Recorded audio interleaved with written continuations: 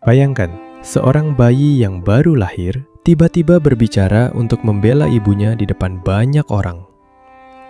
Di sebuah tempat yang sunyi, hiduplah seorang wanita suci bernama Maryam. Ia dikenal sebagai sosok yang sangat taat dan menjaga kehormatannya. Hari-harinya dipenuhi dengan ibadah dan pengabdian kepada Allah.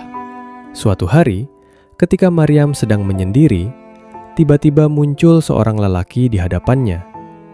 Ia terkejut dan ketakutan, lalu berkata, "Aku berlindung kepada Tuhan yang Maha Pengasih darimu, jika kamu orang yang bertakwa." Lelaki itu berkata dengan lembut, "Aku hanyalah utusan Tuhanmu, untuk menyampaikan kabar bahwa engkau akan memiliki seorang anak laki-laki yang suci." Maryam pun terheran, "Bagaimana mungkin aku memiliki anak, sedangkan tidak ada seorang laki-laki pun yang menyentuhku?" Ia dijawab, "Itulah kehendak Allah. Hal ini mudah baginya, dan anak itu akan menjadi tanda kekuasaannya serta rahmat bagi manusia." Dengan hati yang bergetar, Maryam menerima takdir itu. Waktu berlalu, hingga Maryam mengandung. Ia pun mengasingkan diri, menjauh dari kaumnya. Hingga suatu hari, rasa sakit melahirkan datang. Dalam keadaan lemah dan sedih, ia bersandar di bawah pohon kurma dan berharap seandainya ia tiada sebelum kejadian itu.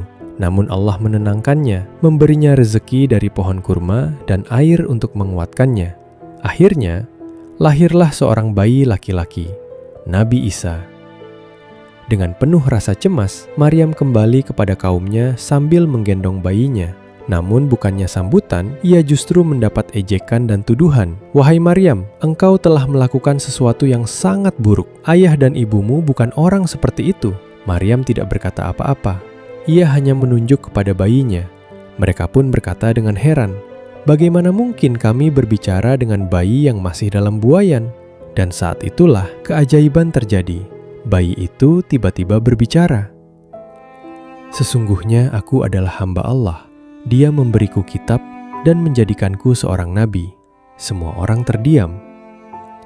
"Dia memerintahkanku untuk sholat, menunaikan zakat, dan berbakti kepada ibuku. Dan dia tidak menjadikanku sombong ataupun durhaka." Suasana berubah menjadi hening, tuduhan pun runtuh seketika.